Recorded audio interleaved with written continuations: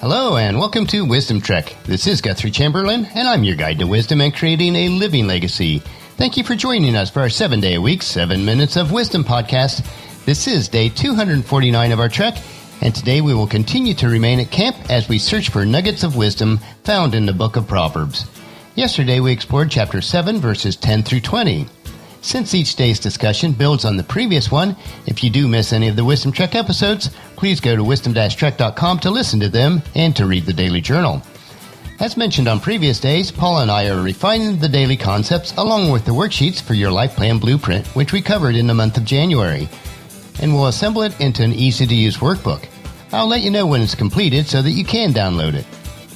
We are recording our podcast from our studios at home too in Charlotte, North Carolina. The hours just seem to fly by each day, and before I realize it, so much time has passed that it's time for me to make dinner.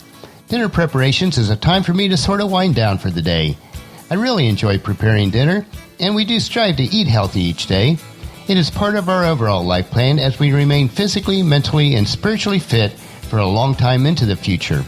It does take consistent persistence as we pursue our life purpose to be a difference maker in our world. We were blessed to have our son Fred over for dinner on Tuesday evening, and it was a good time to get caught up on his daily life and routines.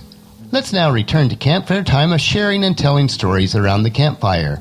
The fire is dancing off the logs, and I find it so mesmerizing. It's easy to get lost in my thoughts as I look at the flames. As the flames reach into the sky and the smoke is blown back and forth in a light breeze, it reminds me of the story that we will continue today in Proverbs chapter 7. The title of the story that we began 3 days ago is Another Warning About Immoral Women. Yesterday we left off on our story about a simple, naive young man who finds himself in the embrace of a beautiful woman who is also very convincing. She is dressed seductively and tells the young man that she has prepared her bed specifically just for him. The young man finds himself in a situation because of the choices that he made earlier that evening, and he may be thinking that this is really where he desires to be.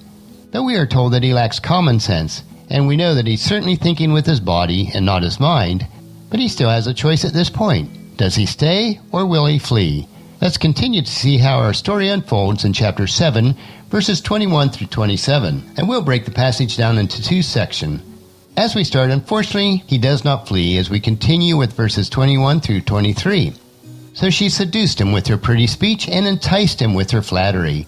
He followed her at once, like an ox going to the slaughter. He was like a stag caught in a trap, awaiting the arrow that would pierce its heart. He is like a bird flying into a snare, little knowing that it will cost him his life. We see that the naive young man did choose to remain. Her seductive and pretty speech was more than he felt he could resist. She enticed him with flattery, where he thought he was really something special in her eyes. This reminds me of Proverbs chapter 5, verse 3. For the lips of the immoral woman are sweet as honey, and her mouth is smoother than oil. She certainly appears to be both sweet and smooth. Anytime that we make unwise choices, the outcomes of those choices are never what we thought they would be. In this story, we see a simple young man led away to the slaughter. He is caught in her trap and does not realize that it could literally cost him his life. While all sin grieves God, physical and sexual sin seems to have a deeper impact on us, and that's because it involves our body, our mind, and our soul as part of the act. In 1 Corinthians chapter 6, verses 18 through 20, it tells us to run from sexual sin. No other sin so clearly affects the body as this one does, for sexual immorality is a sin against your own body.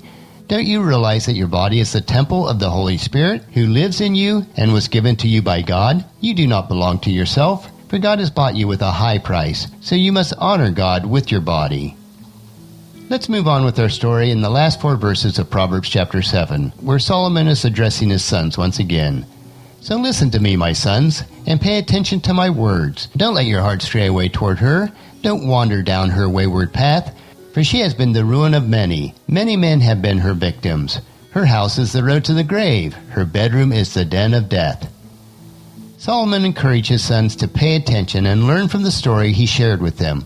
As we look at verse 25, remember that the heart and the mind are used interchangeably in the Bible. We see that he first tells them that they must control their minds because that is where sin is always planted first. If they do not control their minds, then their actions will follow. They will end up wandering down her wayward path.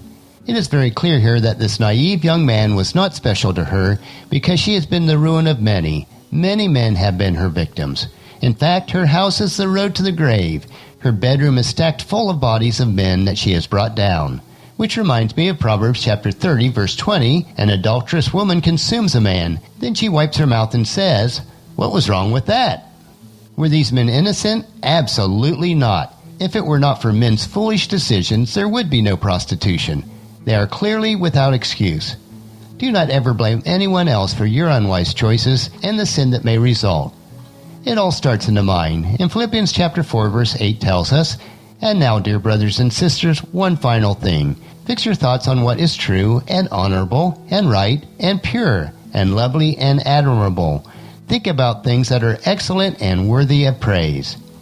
Let this story of a simple, naive young man who lacked common sense teach us lessons that we need to learn for life. Remember that both wise and unwise choices, sin and right living, all stems from what we plant into our minds. Plant good seeds and you will reap a harvest of right living. Tomorrow we will remain in camp and move on to Proverbs chapter 8 as wisdom calls for a hearing before the court or the city gate. So encourage your family and friends to join us and then come along with us tomorrow for another day of Wisdom Trek, Creating a Legacy. That'll finish our podcast for today. As you enjoy these daily doses of wisdom, I encourage you to help us promote Wisdom Trek in the following 4 ways. Leave us feedback about the podcast at wisdom-trek.com so that we can continually improve. Second, on your smartphone, subscribe at iTunes, Google Play, Spreaker, SoundCloud, or Stitcher so that the podcast will be downloaded to you automatically each day. Third, on your computer, or if you have an iPhone or iPad, please leave us a rating and a review on iTunes. This will help to spread the word so that others will join us on our Wisdom Trek.